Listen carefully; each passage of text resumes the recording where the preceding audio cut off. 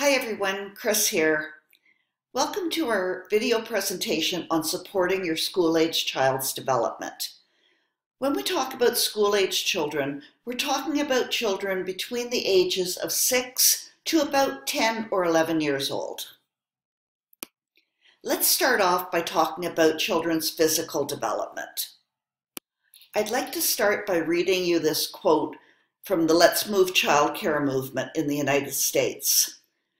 Children who are physically active are more likely to stay at a healthy weight, sleep better, maintain strong bones, and avoid obesity-related diseases. Children who are physically active also have more opportunities to develop muscle strength and endurance. They are more likely to feel confident about themselves and their bodies as they grow. I like this quote because I think it really shows the connection between physical development and the way you feel about yourself. Some of the changes that take place physically for school-age children, they tend to gain about 4 to 7 pounds each year, and as they get older, their height increases. Now, variations among children are very typical.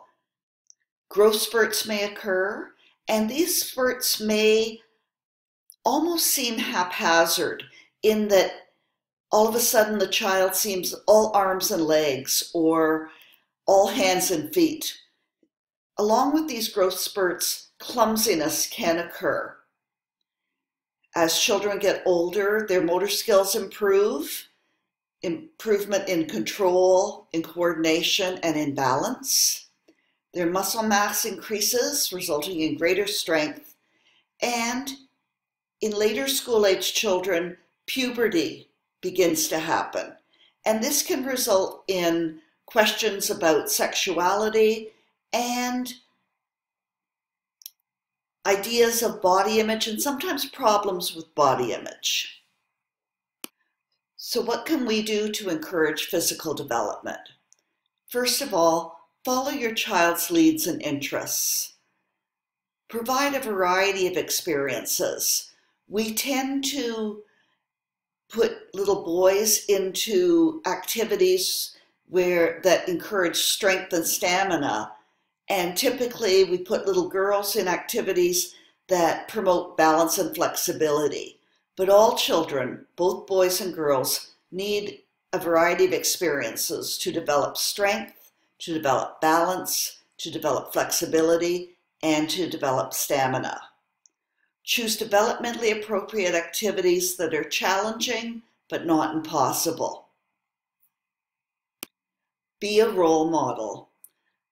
Think back to our discussion about Bandura, and Albert Bandura says that children learn by imitating the important adults in their life. So if you show an interest and a passion for physical activity, your child is more likely to do so as well. Adapt experiences for children with special needs. If your child has problems with mobility, they still need to be physically active, but you may need to make some changes and provide some equipment that will help them do that. We talked about the onset of puberty.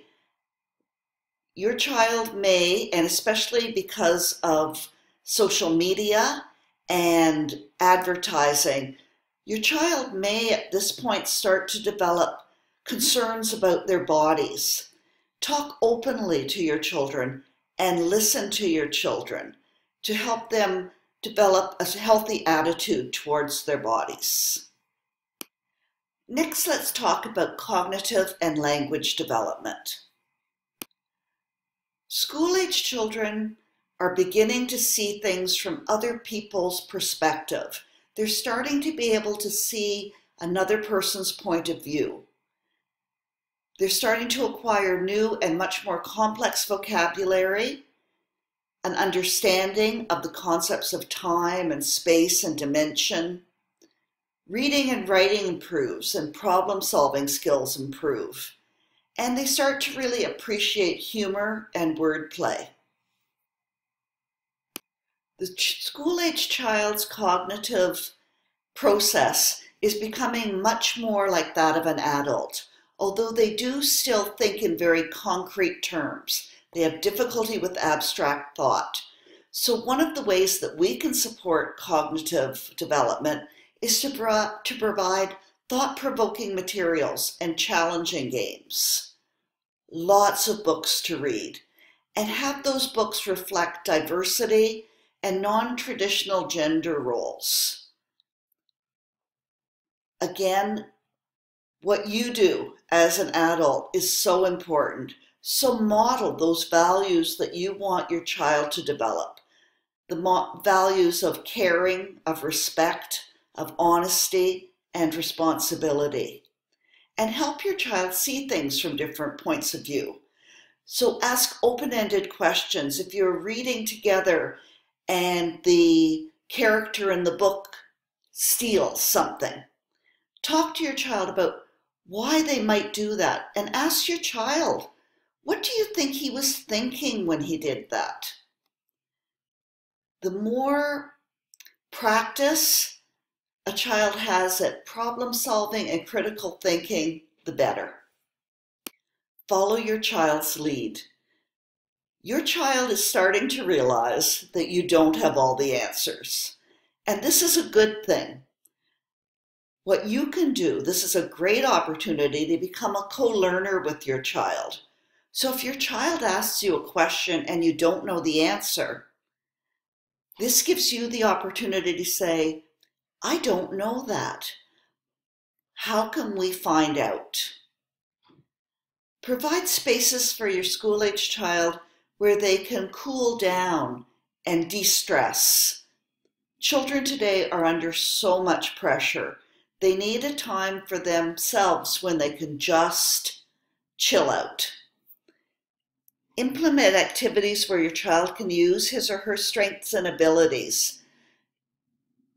If you think about the discussion we had about multiple intelligence theory, think about what are your child's highest intelligences and how can they use these strengths. But do be aware of overscheduling. Plan for downtime. School-age children are social beings, and for this reason, a discussion of social development is crucial. School-age children develop friendships, and they often have a best friend. They start to develop a greater sense of empathy and a sense of morality, and sometimes that sense of right and wrong can seem quite rigid. They're beginning to develop a sense of themselves. They're beginning to handle their emotions. They're starting to understand social cues, and what's okay in one setting may not be okay in another setting. And they're starting to strive for independence. What can we do? One of the things you can really do is help your child to identify and understand their feelings. There's a theorist named Robert Goldman who talks about emotional intelligence and self-control and self-regulation. And he says children can't self-regulate, can't control their emotions until they can identify and understand what they're feeling. Allow children to take some risks. We call this supervised risk-taking. We want children to be safe, absolutely, but we also need to give them some chances for independence, some chances to take risks. So you can create an environment that is structured and safe, but still allows children to learn and to discover. Model those things you want for your children. If you want your children to respect you, to respect themselves, and to respect other people, you need to model that respect yourself. Recognize, embrace, and celebrate diversity. We live in a very diverse country, a very diverse city, and really celebrating differences rather than just tolerating differences is very important. Help your child to contribute. contribute to the family, and contribute to their community. And again, if you want this, if you value this, then you need to demonstrate it yourself. And encourage your child to try a variety of experiences. They may not succeed at everything, but the importance of trying things out and having a variety of friendships can be so helpful. You know your child best. If you have concerns about your child's physical development, if you have concerns about their social development, if you have concerns about their cognitive or language development, take them seriously. See a healthcare professional. Talk to your child's teacher or principal and get support for yourself, your child, and your family. Thank you so much. I hope that you found this helpful. A little further on our page, you'll see some more really great resources so that you can delve a little deeper, and also an area for questions and answers. I'll look forward to checking in with you. I hope everything works out for you. Please do post your questions if you have any. Thank you.